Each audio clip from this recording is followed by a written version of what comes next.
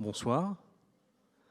Merci d'être là ce soir pour écouter la lecture musicale qui va être donnée à Atlantia par Thierry Clermont à la voix et par Axia Marinescu au piano. Vous venez de publier un CD qui s'appelle Piano, Axia. Il s'appelle Les Femmes dansent. Les Femmes dansent. Et c'est un hommage à diverses compositrices. Il y a Pauline Viardot, Cécile Chaminade, Louise Farran, des gens qu'on ne connaît peut-être pas tous très bien. Comment est-ce que vous les avez choisis ? Bonsoir tout d'abord et merci d'être là avec nous ce soir. Alors justement c'est un CD dédié aux femmes compositrices et à la danse. Donc la danse, la musique de danse écrite pour le clavier depuis l'époque baroque jusqu'à nos jours. Donc il y a des compositrices. On commence par Elisabeth Jacquet de la Guerre, qui était très célèbre à la cour de Louis XIV, et on arrive à Sophie Lacaze, une compositrice contemporaine d'aujourd'hui. Et l'idée de ce CD, c'était de faire découvrir justement des morceaux et des musiques écrites par ces femmes qui sont magnifiques et qui ont été oubliées à travers le temps, mais qui ont une grande valeur musicale, esthétique aussi. Et donc, on a fait un travail de recherche de manuscrits. Et donc, sur ce CD, on a des morceaux qui n'ont jamais été joués ni enregistrés. Voilà, et c'est un CD qui s'est classé en top 10 des sorties classiques l'année dernière, lors de sa sortie. Très clairement, vous êtes journaliste, écrivain, poète, voyageur. Bonsoir. Vous avez écrit autour d'endroits comme l'Irlande, comme Cuba, comme Venise. Vous avez publié un roman. Vos précédents livres étaient des récits. Ce roman s'appelle Long Island Baby. Et ce que vous allez lire aujourd'hui, ce sont des extraits de ce roman, qui est encore une balade et encore un voyage. Qu'est-ce qui vous a poussé vers ces contrées américaines ? Donc je continue mon exploration des îles, comme vous l'avez dit, après l'Irlande, Venise, Cuba. Donc je connais un petit peu l'île de Long Island. Pour ceux qui connaissent un peu New York, c'est une grande île au sud de Manhattan, qui fait à peu près 200 km de long et qui commence à Brooklyn, qui passe par le quartier du Queens et jusqu'à l'est de Long Island où on trouve Montauk, qui est le paradis des surfeurs. Et je me disais que c'était bien de parler d'une autre façon de New York, parce qu'il y a eu beaucoup de livres, beaucoup de visiteurs, beaucoup de gens enchantés par la ville. Et je me suis dit, tiens, c'est un aspect un peu l'envers du décor du rêve américain, avec un mélange de population, des choses très très différentes entre les quartiers artistiques de Brooklyn et les quartiers d'écrivains, et vraiment l'est de Long Island, qui est vraiment la terre d'origine des premiers pionniers venus d'Angleterre et de Hollande, donc où il y a très très peu de melting pot, où là c'est extrêmement blanc, conservateur, etc. Et je me disais que, en parlant de ces paysages, de l'histoire de ces petits ports de pêche, en évoquant les écrivains ou les musiciens qui ont vécu, c'était une autre façon de parler de New York. Et comme Axia est une amie de longue date, déjà en écrivant le livre, puisque j'ai évoqué beaucoup de musiciens, alors soit classiques, soit jazz, soit musique populaire, c'est-à-dire essentiellement les comédies musicales, en écrivant le livre, je me suis dit, ce serait bien un jour qu'on illustre musicalement ce récit, donc en prenant quelques extraits du livre, entrecoupés justement de chansons, de transcriptions, à la fois de Lou Reed, évidemment, auteur de la chanson de l'album Coney Island Baby, et de Bernstein, de Copland, de George Gershwin, évidemment, Duke Ellington. Donc tous ces gens qui peu ou prou fait la bande musicale de l'Amérique, du rêve américain, avec plus particulièrement ces compositeurs originaires d'Europe de l'Est, en fait, de juifs d'Europe centrale, dont les parents sont nés en Ukraine, à Saint-Pétersbourg, ou même en Lituanie. Les enfants de ces exilés forcés, en fait, Ce sont eux qui ont inventé la comédie musicale, qui ont inventé les grands airs populaires, les musiques de films, de western, etc. Donc on pensait que c'était bien de leur rendre justice. Et il y a un autre compositeur dont Axia va jouer quelques pièces, qui s'appelle Béla Bartók, grand compositeur hongrois, qui avait vécu dans le quartier du Queens, donc vraiment au centre de Long Island, avant de s'installer à Manhattan, où il est mort en 1945. Voilà. Vous aviez déjà travaillé à quatre mains? Oui, il y a une dizaine d'années. Voilà, une dizaine d'années, on avait fait une lecture musicale. Le livre, c'était pas moi qui l'avais écrit, c'est quelqu'un d'autre, mais ça n'a rien à voir. C'était autour du peintre Nicolas de Staël. Voilà, donc je m'étais mis dans la peau du peintre Nicolas de Staël, qui, comme tout le monde sait, était d'origine russe, puisqu'il venait de Saint-Pétersbourg. Donc nous y voilà, nous y revoilà. Mais écoutez, nous allons vous écouter, justement. Je Merci. vous laisse. Merci. Merci. Merci. Merci.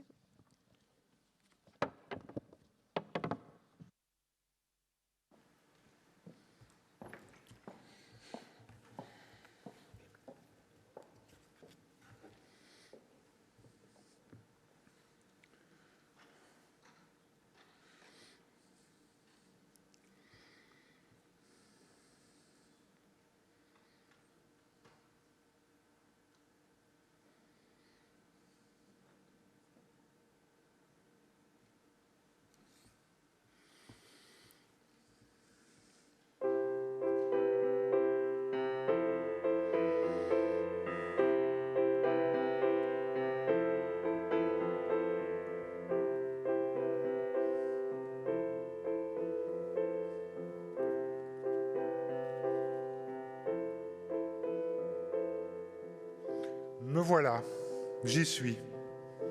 La plage d'Oster Bay, côte nord-ouest de Long Island. Je ruminais mes pensées, me demandant pour quelle raison Charlie m'avait proposé d'être son témoin de mariage, et pourquoi j'avais finalement accepté. Ici, peu d'âmes qui vivent. Un chien tenu en laisse par une silhouette courbée, une joggeuse à bout de souffle, un promeneur solitaire, les mains dans les poches, un couple de vieillards sur un banc, imperturbable, le regard fixé sur la ligne de l'horizon, nu, parfait. Au loin, un grand voilier précédé d'un dériveur qui prend le large, cap au nord. Je suis remonté pour parcourir la bourgade, les rues peu fréquentées, bordées de maisons de bois à pignons ou de demeures victoriennes, jusqu'au niveau du lycée, aux façades ocre brun, après avoir dépassé une imposante église, juchée sur son tertre vert. Un gros vigile à casquette m'avait interpellé et menacé. Menacé parce que je prenais des photos en foulant la pelouse interdite. C'était un décor d'où s'échappait un parfum de Nouvelle-Angleterre, accordé à la tranquillité du lieu. Charlie aurait dû être arrivé, probablement en compagnie d'Anastasia. Les noces avaient été avancées à la semaine prochaine. Avait-il été bloqué sur la route? Était-il parti de Little Odessa plus tard que prévu? En vain, j'ai cherché des galets pour faire le ricochet. Regardez les grands cercles qui vont s'étendant. Enfin, Charlie est arrivé. Je l'ai apostrophé. Pourquoi tu m'as donné rendez-vous ici? Qu'est-ce que tu as dans le crâne? On ne pouvait pas se retrouver à Coney Island, chez toi? Ou dans ton quartier? Ça aurait été plus pratique. J'ai l'impression ici d'être paumé dans le fin fond de l'État du Kansas. T'es toujours aussi tordu. Et lui, décontracté, toi et ton souci du pratique. Écoute, ici, c'est vraiment la mer, loin des foules, l'océan dans toute sa majesté. Pas comme à Coney Island. Je pensais que ce coin te plairait.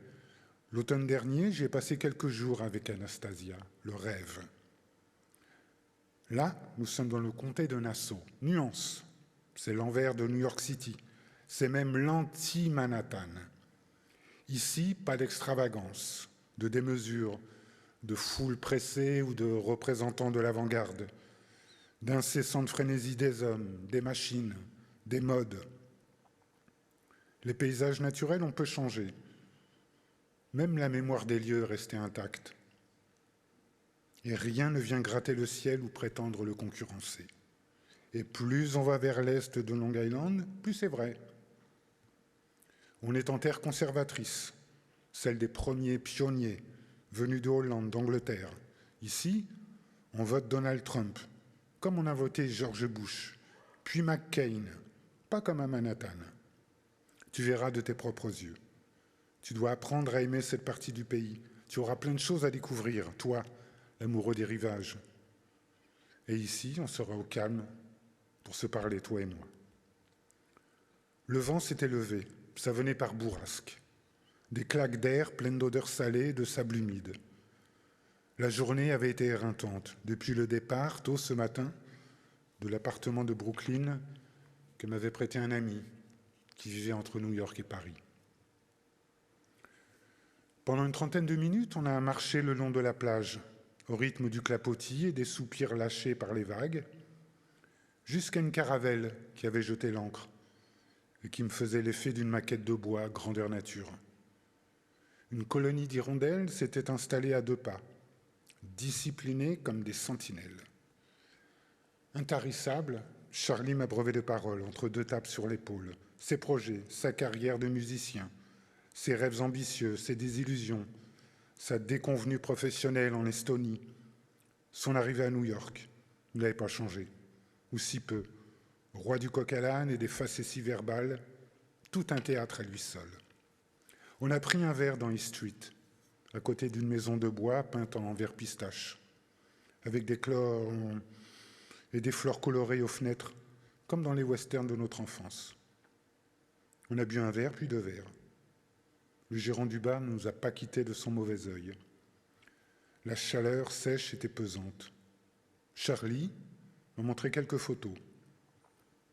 Anastasia dévorant un hot-dog chez Nathan, Anastasia posant à moitié nue au bord de la mer Baltique, la devanture d'un restaurant où Charlie lève les bras au ciel, un gros plan sur leur chat baptisé Koshka, une guitare électrique à la caisse triangulaire, une chambre tapissée de posters, où j'ai reconnu Lou Reed et Woody Guthrie.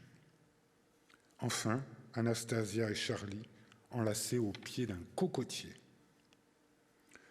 Le bâtiment est étrange, avec un faux air de manoir gothique dressé à un carrefour, avec sa petite tour en encorbellement, coiffée d'un toit pointu. L'enseigne lumineuse indiquait « Wild Honey ». Quelques tables et des chaises en terrasse, un pasteur assoupi entre son micelle et un verre de lait, un chat rouquin à ses pieds, s'acharnant sur une tête de poisson, à 2 pas de la chaussée. Nous étions seuls dans la grande salle aux murs de briques. Un lieu cosy, malgré le volume élevé de la musique. Quelques photos en noir et blanc accrochées au-dessus du bar en faux acajou, chalutiers, chaloupes, steamers d'avant-guerre, l'ancienne gare d'Osterbay transformée en musée du chemin de fer, et un portrait signé de Theodore Roosevelt.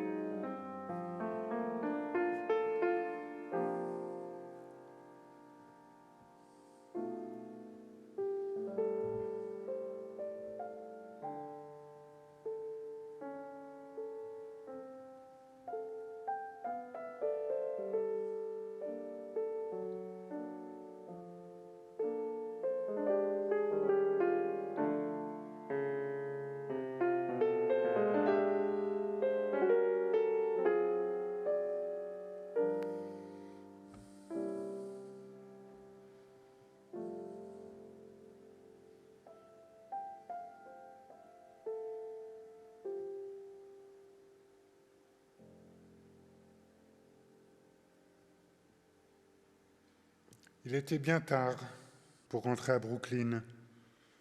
Charlie m'a proposé de dormir chez lui ou plutôt chez eux. Anastasia était prévenue. 1 heure de route nous attendait en empruntant la Long Island Expressway, plus la Belt Parkway, qui passe à proximité de l'aéroport John Kennedy. La nuit allait tomber sur la ville, par fragments. Dans sa confusion, elle embaumait la mer et le vent, avec un relent de feuilles brûlées et de chair chaude. J'ai allumé une cigarette, en pensant à la caravelle qui mouillait en rade. J'ai pensé aux premiers conquistadors, aux pêcheurs de morues et de bars. Me sont revenus les crépuscules de juin, sur la lagune vénitienne, les demi-jours vers San Michele, et plus au nord, les îles de Torcello, Burano, Mazzorbo. La nuit avait été courte, agitée par de mauvais rêves. J'avais écouté Charlie jusqu'à 1 heure du matin. Et puis, ça avait été mon tour de parler. Nous avions enfin rétabli la promiscuité des sentiments que je croyais oubliés. Anastasia a interrompu la conversation alors que nous échangions des blagues de jeunesse. Elle s'est contentée de me souhaiter bonne nuit, puis elle a invité Charlie à la rejoindre dans la chambre. Anastasia, un visage pâle comme de la cire, de petites lèvres prudentes, des cheveux blonds reflets roux, la naissance de sa poitrine opulente dans l'échancrure d'un peignoir couleur d'océan. Elle ne ressemblait en rien aux femmes qu'il avait fréquentées auparavant. Il m'en avait déjà présenté 3 ou 4, pour la plupart des zonardes, des paumés excentriques ou des excités de la cuisse. Un peu avant 8 heures, la tête alourdie par cette ronde de nuit, j'ai quitté leur appartement, après avoir allé ici, de là, et puis avalé 2 tasses de café serrées. Charlie m'a dit qu'un peu plus loin, en direction de la plage, se trouvait le bâtiment où avaient été tournées plusieurs scènes de Requiem for a Dream, d'après le roman sombre de Hubert Selby. Hubert Selby, à son avis, l'écrivain le plus rock'n'roll qui ait jamais existé. C'est un édifice en briques couleur de pain d'épices, avec une entrée repeinte en vieux rose, encadrée de 2 colonnes torsadées, à 2 pas de la plage de Brighton. La foule était dense le long de Coney Island Avenue, encombrée par les voitures et les camions. La plupart des boutiques avaient déjà portes ouvertes, avec leurs enseignes en cyrillique.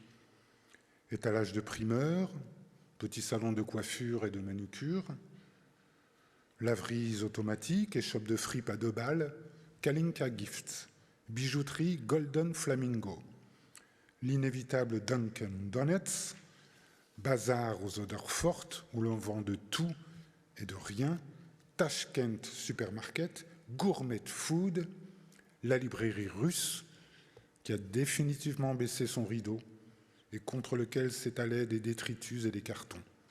C'est Little Odessa, dans toute sa splendeur bordélique, slave et tumultueuse. Dans les alentours du parc d'Océana, les trottoirs sont encombrés de caisses entr'ouvertes, de cajots, offrant leurs pastèques, leurs choux gras, fenouils bulbeux, clayettes débordant de tomates, d'épis de maïs, de pommes jaunes, rouges, vertes, de cartons de bouteilles de bière Baltica. Sur les étals et les éventaires, des pyramides d'oranges et de citrons, des poivrons en vrac, des kumatos et des papayes, et d'autres denrées charnues. On s'invective en russe, on s'apostrophe en ukrainien. Une jeune fille hurle dans son téléphone « Souka !» Petite pause. Je crois saisir 1 ou 2 mots en russe, en yiddish, un autre en espagnol. « Davai, pashli, padium, nos vemos, gournisht !» Mes oreilles bourdonnent, l'air est saturé, j'ai chaud, trop chaud. Direction l'océan, en remontant la 6e rue, à l'ombre étroite des bâtiments à peine fraîches. C'est tôt le matin, avant l'arrivée de la foule, qu'il faudrait arpenter la longue promenade aux planches de bois, depuis Brighton Beach jusqu'au ponton sur pilotis, là où il y a des pêcheurs à la ligne, friands de limande. On remonte, on passe devant le parachute jump, la grande roue et autres attractions populaires. De mémoire, ça fait 4 ou 5 kilomètres de marche, la tête dans le vent salin, les yeux traînant sur les flots remuants.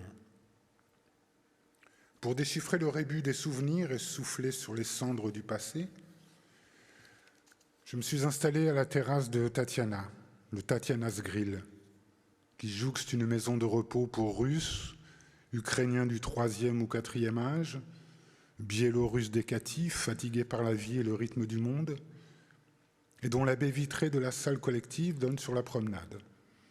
Partie d'échecs, de dourak, cette sorte de mistigris russe, ou de dominos, grilles d'homo croisés, déambulateurs et fauteuils roulants à l'entrée, théières et petits pains sur un plateau, magazine feuilleté, travail de tricot, et un téléviseur muet dans un recoin. Ces gens-là, sont-ils heureux ou apaisés, ne serait-ce que quelques minutes par jour? Et quel est le poids du regret et du mal du pays, le volume de leurs soupirs, celui de leurs plaintes? 1 heure s'était écoulée, 1 heure à ne rien faire, la cervelle au ralenti, cotonneuse, un autre café noir, imbuvable, une autre cigarette. À 2 ou 3 tables de distance, un quadragénaire en costume blanc paradait, accompagné d'un petit garçon.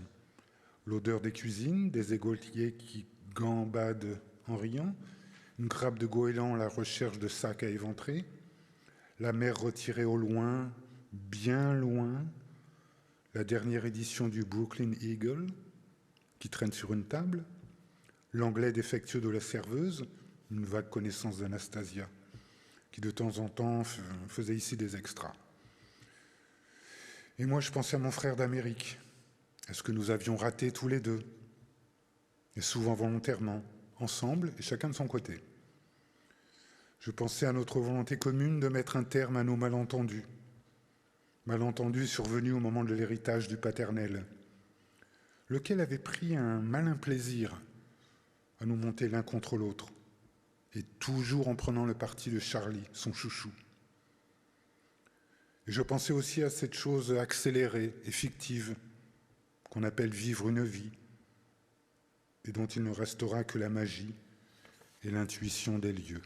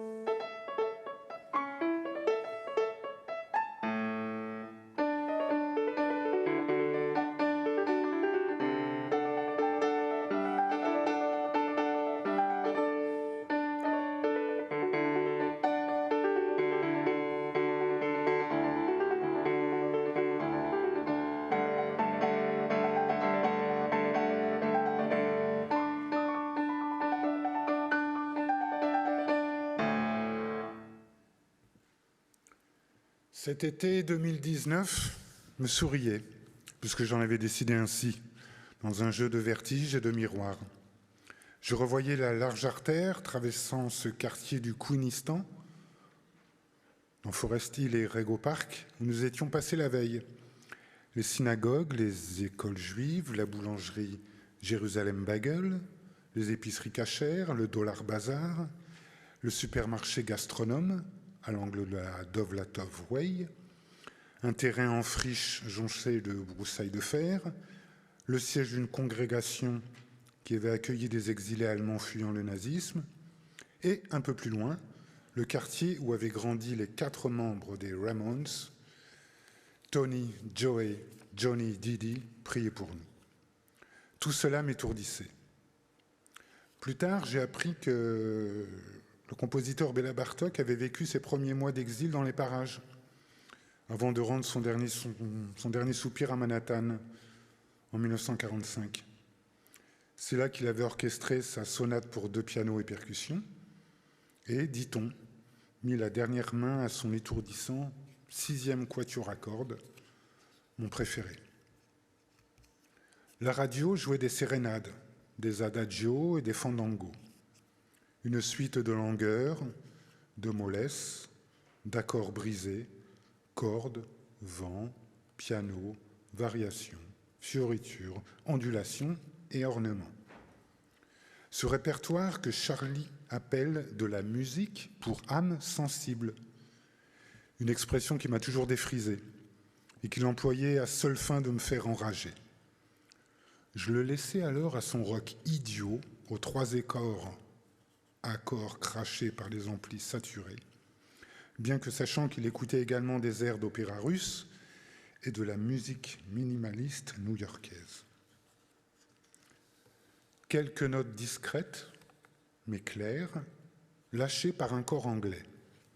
Une trompette qui lui répond, sur fond velouté de violon et d'alto, comme un ciel tourmenté qui s'ouvre.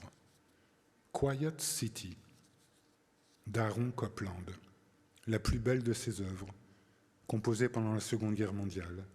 10 minutes de frêle bonheur musical et de quiétude.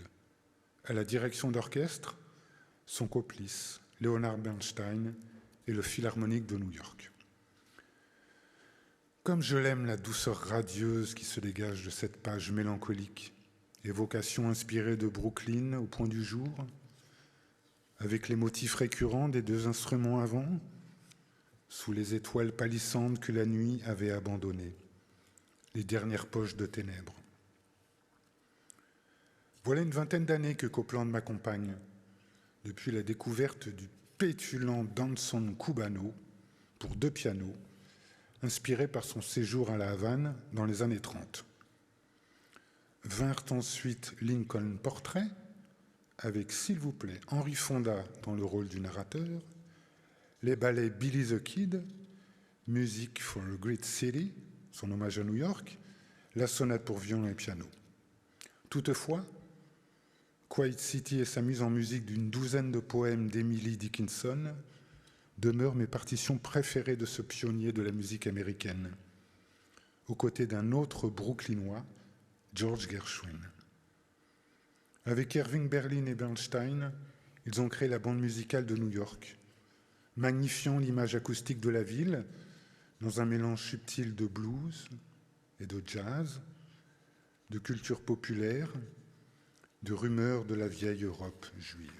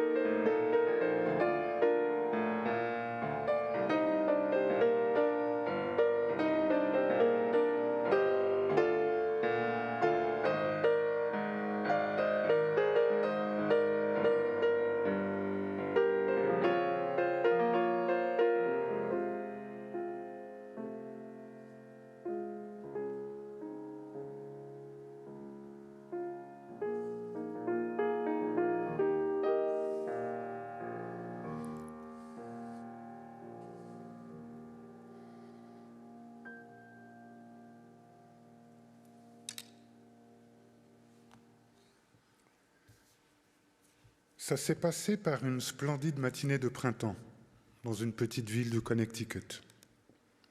La veille, elle avait organisé une fête, comme chaque année, dans sa vaste résidence surnommée Treetops, pour que les invités admirent ces centaines et ces centaines de jonquilles en échangeant les derniers ragots.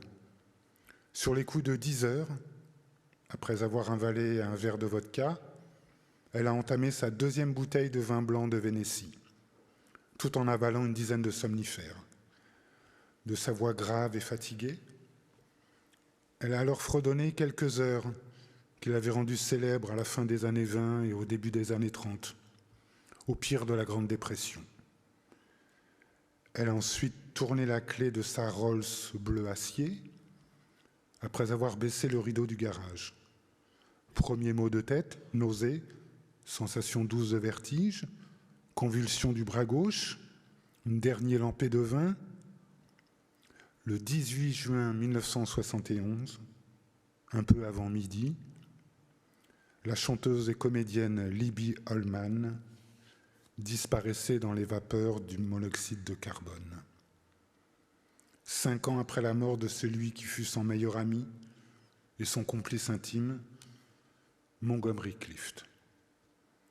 Elizabeth Lloyd Holtzman, fille d'émigrés juifs allemands, née en 1904 à Cincinnati dans l'Ohio, avait 67 ans. Depuis lors, Libby Holman est tombée dans l'oubli. On trouve encore son nom et sa voix dans des florilèges discographiques, illustrant la décennie flambante et rugissante, les Roaring Twenties, ou dans les ouvrages sur les flappers qui ont marqué l'ère de la prohibition. Les flappers, c'est ainsi qu'on appelait les Louise Brooks, Gabrielle Chanel, Zelda Fitzgerald. Autant de femmes papillons, libres, émancipées, excentriques, fêtardes, provocatrices, à l'heure de ce qu'on a appelé le sex o'clock in America. La première fois que j'ai entendu son nom, c'était au cours d'une émission de radio sur le jazz. Elle y figurait entre son idole Bessie Smith et d'autres interprètes qui avaient inscrit à leur répertoire son grand succès Body and Soul, Billie Holiday, Ella Fitzgerald et plus tard Cassandra Wilson. Libby Holman, annoncée alors sur les ondes comme la première blanche à avoir chanté le blues, avait enregistré de sa voix grave cette ballade en 1930, extraite d'une revue musicale de Broadway, en demandant aux paroliers d'en modifier les couplets d'origine pour les rendre encore plus torrides. La National Broadcasting Company avait alors interdit sa diffusion pour obscénité. Libby Holman avait un visage rond, les joues charnues, une petite bouche à la Betty Boop, un nez de poupée et de la braise dans les yeux. Elle aimait les tenues provocantes et avait mis au goût du jour la strapless dress, une robe sexy et décolletée, découvrant les épaules et le dos. Sitôt arrivée à New York, au milieu des années 20, on l'avait surnommée « The Statue of Libby ». Elle m'est réapparue alors que j'étais parti sur les traces cubaines de Sartre et de Beauvoir. Je me renseignais alors sur les célébrités qui étaient descendues à l'Hôtel National, à La Havane. Sur la photo, Libby semble radieuse, avec un regard tendre, aux côtés de Montgomery Clift, par une journée de l'automne 1954, dans les jardins luxuriants du promontoire qui domine la baie de La Havane. Par la suite, je me suis procuré une compilation où elle apparaît sur la pochette, la moue boudeuse et la pose hautaine, dans un médaillon kitsch et sous-titré « La scandaleuse ». Sa voix de contralto nous y offre une sublime version de The House of the Rising Sun. C'est la bande musicale parfaite pour les dimanches d'été. On en écoute dès le réveil « Cooking breakfast for the one I love » in Am I Blue, en rêvant au gramophone d'antan. C'est en 1929 qu'elle s'était fait remarquer dans une revue musicale où elle interprétait le rôle d'une prostituée qui chantait une complainte amère et bluesy, Moaning low, qui semblait échapper d'un cabaret des bas-fonds. Dès lors, elle était devenue la chanteuse tragique et sentimentale par excellence, doublée d'une femme fatale, avec son répertoire de refrains sirupeux et tragiques, déplorant les amours brisés ou impossibles. Rapidement, les magazines féminins l'affichent en couverture. On lui propose de magnifiques contrats publicitaires. On l'invite à se produire dans le temple de Harlem, l'Apollo. Les amants se succèdent, les autres attendent leur tour. Elle fait son entrée dans la Café Society, club de riches excentriques new-yorkais, de jeunes comédiennes de Broadway, d'artistes de la bohème, et elle se lie avec le chroniqueur caustique de cette jet-set avant l'heure, Lucius Beebe. Lucius Beebe, l'homme aux 50 costumes, et qui se lavait les dents au chablis. Tout pour le glamour, la luxure et la parade clinquante. À 25 ans, Libby est la reine fantasque des scènes de Broadway, la princesse brune et lascive qui flirtait avec la crapulerie de luxe. Quelques mois auparavant, elle avait quitté le bordel le plus chic de New York, dirigé par Polly Adler, née dans un shtetl de Biélorussie, protégée de Lucky Luciano, le futur chef suprême de la pègre. La matrone affirmait à l'époque que le seul péché impardonnable à New York, c'est la pauvreté. Le languissant Morning Glow fut le premier succès de Libby Holman. En l'espace de quelques mois, grâce au prestige de la rampe, elle fait 2 rencontres décisives. La première avec Louisa, issue de la riche dynastie du Pont de Nemours. Une lesbienne de 22 ans, mariée par convenance, éprise de théâtre, de chasse au gros gibier, de chevaux de course, et qui deviendra une des premières américaines à piloter un avion. D'autre part, subjugué par le sex-appeal et la voix de Libby, le jeune Smith Reynolds lui déclare sa flamme après l'avoir rejointe dans la baie de Manhasset, près d'Oster Bay, où il avait posé son hydravion, dernier en date de ses joujoux d'enfant gâté. À 20 ans à peine, ce garçon introverti est l'héritier désigné de l'empire de tabac Reynolds Tobacco Company, bâti par son père, et à qui l'on doit la commercialisation des cigarettes pré-roulées et les Camel, et qui compte parmi les plus gros millionnaires américains. Libby Holman est séduite sur le champ. En novembre 1931, elle l'épouse dans la plus grande discrétion. Smith Reynolds ne quitte pas son pistolet calibre 7,65 et initie Libby au maniement des armes. Malgré les tensions et les désaccords, la jalousie maladive de l'époux et ses défaillances sexuelles, le couple officialise ensuite son union dans un domaine de 400 hectares du clan Reynolds, enchaînant fêtes débridées sur débauche de chants et d'alcool. La presse populaire en fait ses choux gras, traitant la chanteuse de femme exclusivement intéressée par l'argent, femme prédatrice de riches. L'attente, la crise éclate. C'est la quadrature du couple. Querelle, esclandre, verre brisé, crise hystérique de Libby, au vu et au su des amis. Smith lui déclare « Si je te quitte, tu seras malheureuse. Je n'arrive pas à te rendre heureuse. » Elle lui demande d'arrêter. Enragé en pleurs, il reprend la scène un peu plus tard, après sa séance de tir.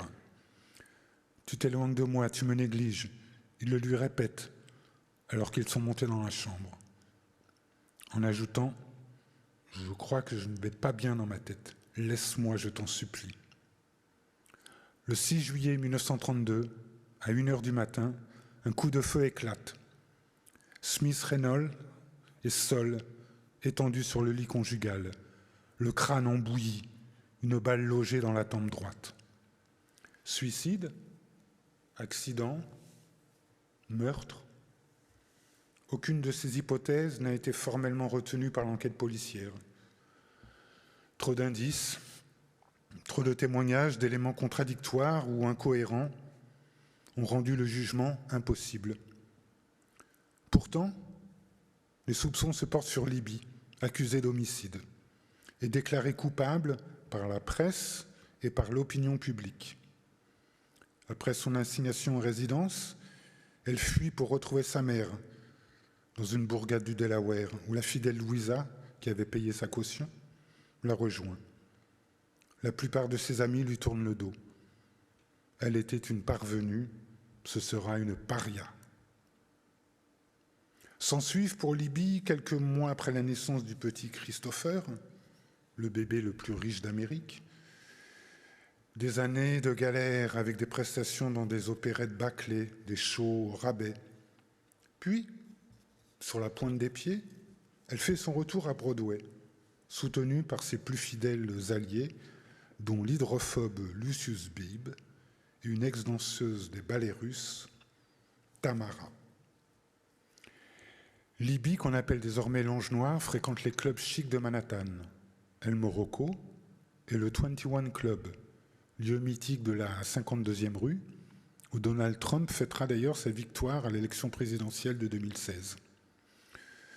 Après un autre mariage raté, Libby s'est rapprochée du guitariste de blues Josh White, que Simone de Beauvoir verra d'ailleurs plus tard sur la scène, toujours à Manhattan, alors que Josh White étrenne une nouvelle chanson dédiée aux époux Roosevelt, ses protecteurs. Le nouveau duo se fait remarquer avec un répertoire qui enchaîne Strange Fruit et Good Morning Blues. Mais leurs prestations hors de New York se heurtent la plupart du temps à l'hostilité du public face à ce couple mixte, inédit sur scène à l'époque. Le charme et le charisme diabolique de Libby n'ont pas laissé insensible un certain Tennessee Williams, qui songe même à elle pour la pièce qu'il est en train de terminer, Un tramway nommé Désir, avant de changer d'avis. Sa voix, disait-il, faisait penser à celle d'une sirène en chaleur.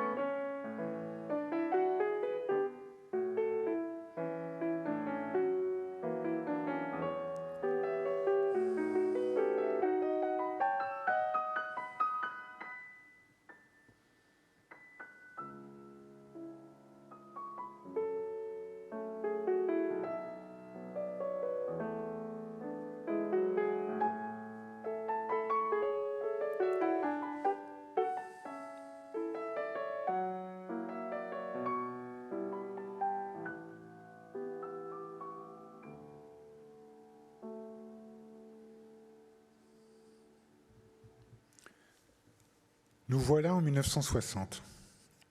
L'année précédente, Libby Holman s'était prise d'un artiste new-yorkais d'origine roumaine, Louis Schenker, qui vivait à Sagarbor.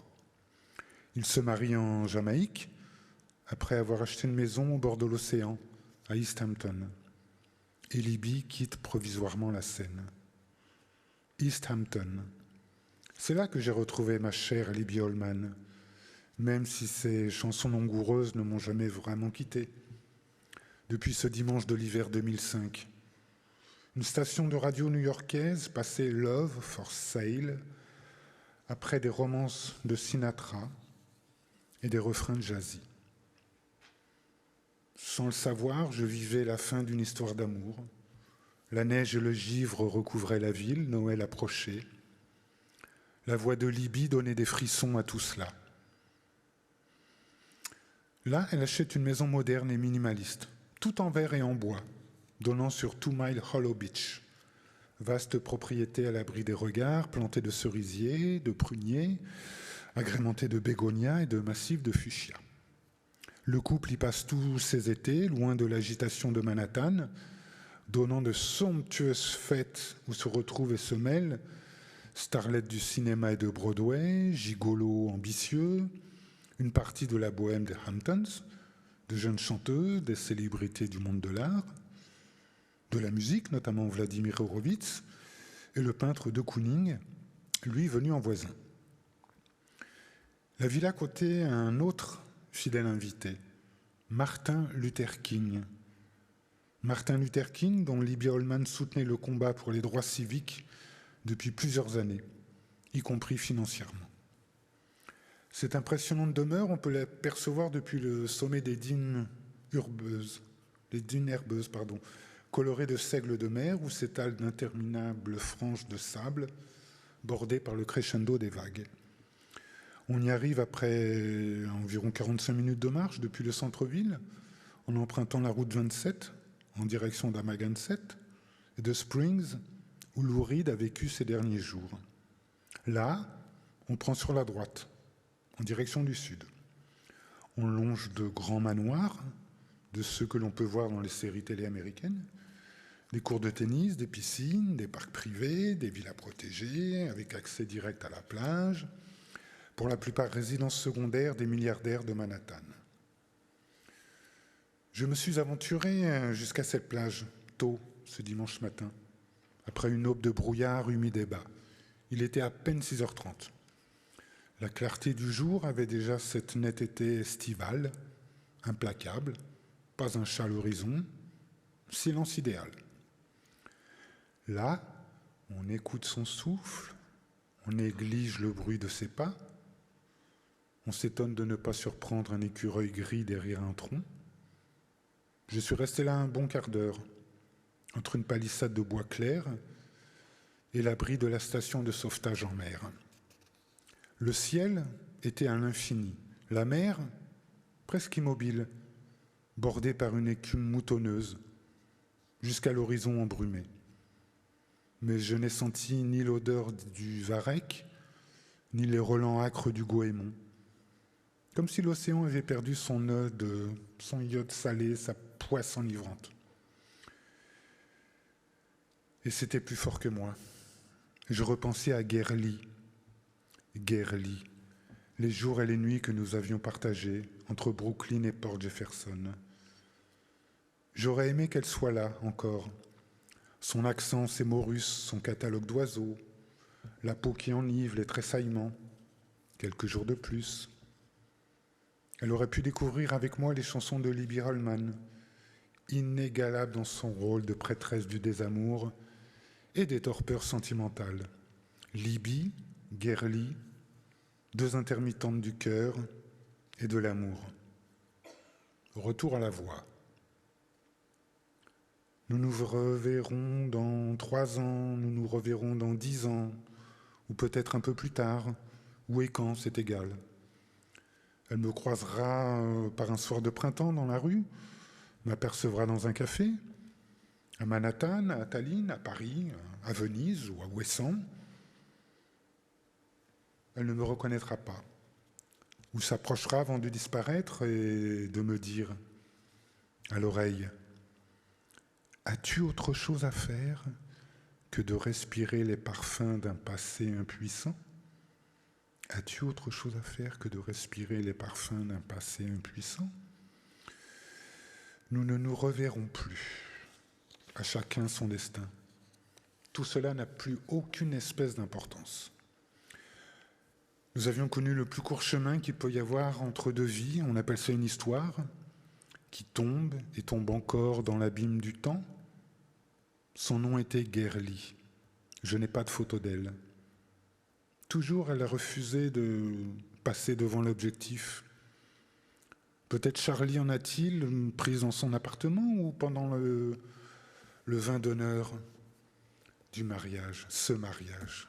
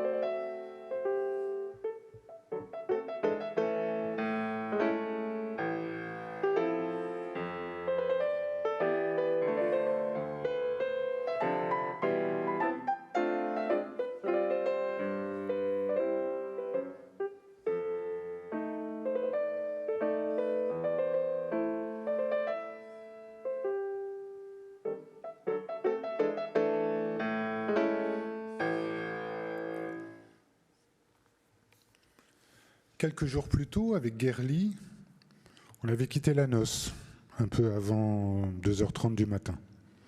Après les danses, les toasts nuptiaux, les discours, les chansons à boire, les embrassades et les effusions.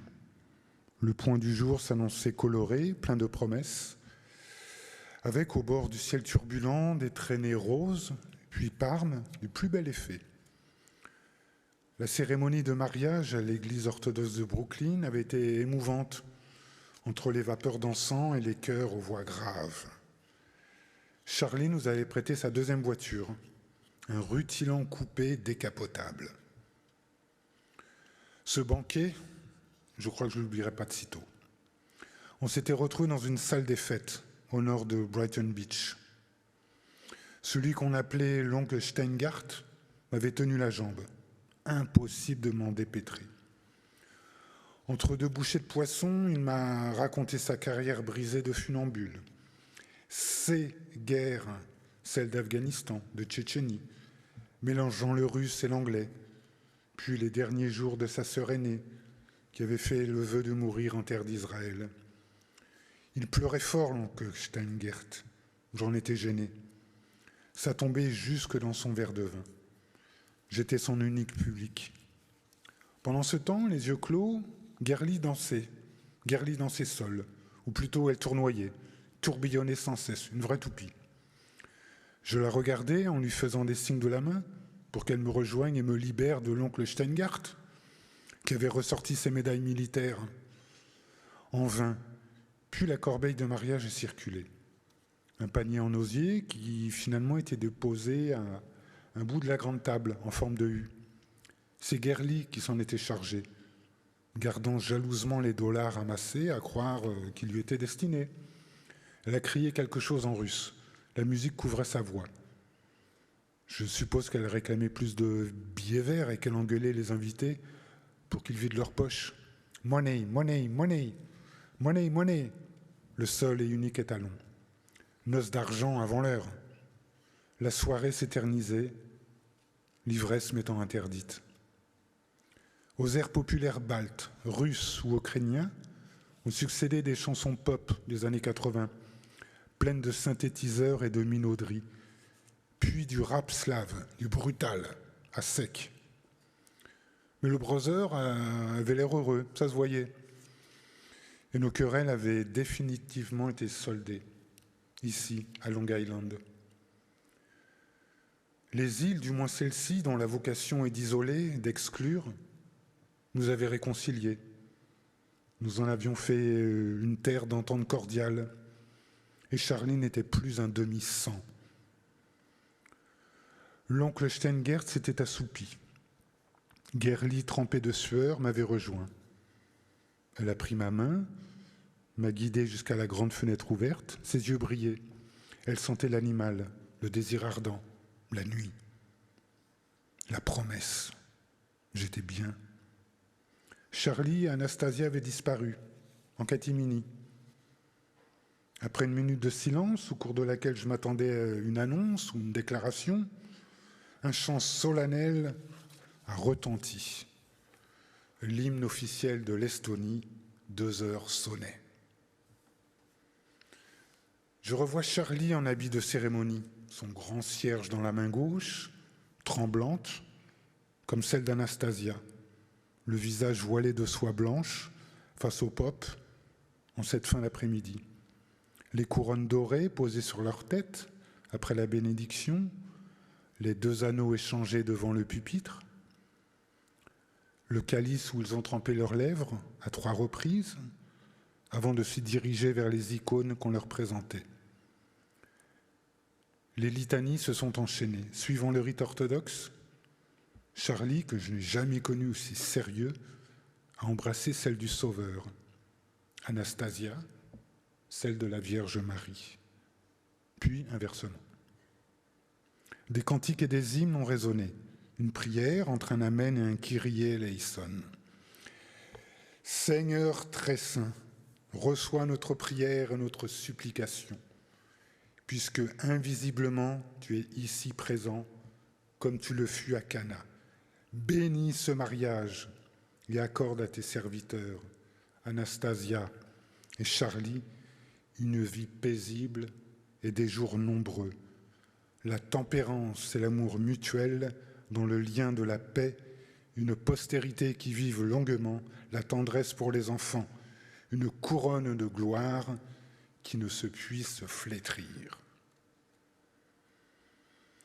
Les mariés, bénis et unis, ont ensuite fait 3 fois le tour de l'autel. C'était lent, c'était beau. Je ne crois pas avoir entendu le carillon d'une cloche. Sur la route qui devait nous mener à Port Jefferson, un orage de tous les diables nous avait contraints à suspendre notre périple. Au moment où on quittait le quartier du Queens pour aborder le comté de Nassau. Le patelin, Manhasset, une bourgade sans attrait, logée en bordure d'une des baies accueillantes du littoral nord, ou plutôt une anse, avec pour point de mire non pas le grand large, mais la pointe de la péninsule de Cow Neck, le cou de la vache. Gerlie s'était assoupie sur le siège avant, la tempe contre la vitre. Allait-elle provoquer le hasard, titiller la providence ?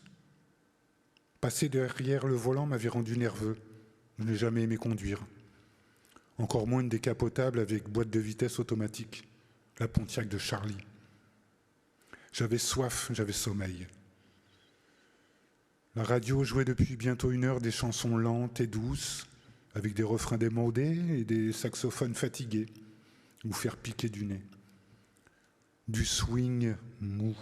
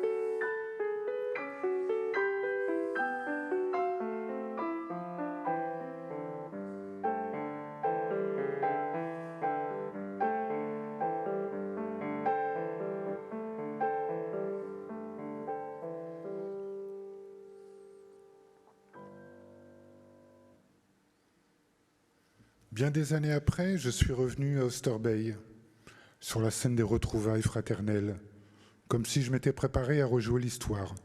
Le passé contagieux, dit-on. Et me souvenir aurait permis de tenir le passé loin, loin de moi. Peine perdue et grande naïveté. Comme si on pouvait retenir ou confiner le passé dans le passé. Son bric-à-brac spectral, ses réminiscences intemporelles. Je me souviens, c'était le 4e dimanche avant Noël.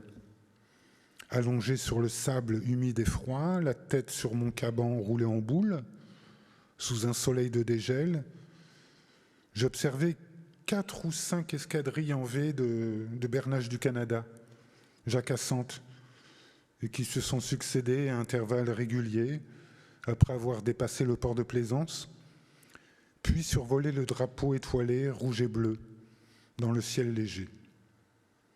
Puis j'ai rejoint la ville. Après un moment d'hésitation, j'ai passé la porte du Wild Honey avant de me raviser, de retourner sur la plage, balayé par le vent. Effrayé à la simple idée d'entendre à nouveau les chansons de Billy Joel ou de tomber sur Charlie, me répétant « Es-tu bien sûr ? Es-tu bien sûr d'avoir fait le mauvais choix ?» Mais non, c'était l'insupportable Jingle Bells ou bien White Christmas, impossible de me souvenir. Tant de choses ne s'étaient pas fixées dans la mémoire.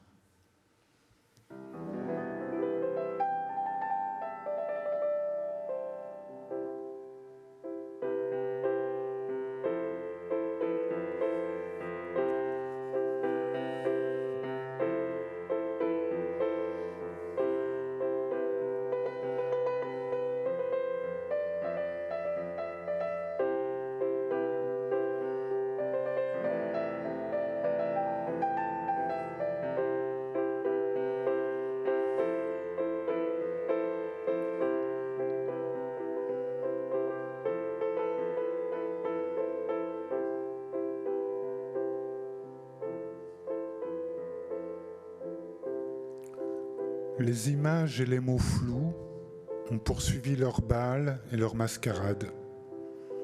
Depuis Brooklyn jusqu'à Montauk, via Brighton Beach, le Queens, Port Jefferson, Sag Harbor, les Hamptons. Les yeux profonds de Guerline, aux débauches de bonheur, le sourire de Charlie, la pluie d'orage à Manhasset, l'ombre de mon père, l'auteur de mes jours, comme on disait avant. Puis cette bande de chevreuils traversant sous mes yeux la route 27. La trompette de plus en plus lointaine de Quiet City et le chant tourmenté de Libby Holman. Les spectres qui ne reviendront plus, l'horizon fermé par les îles, le cœur plein d'émoi. Seule la mémoire des sons est fidèle, consolatrice. Ça se passait au fond de l'âme. Le silence était plus grand qu'ailleurs. Je n'arrivais plus à entrer dans ma mémoire. Gershwin.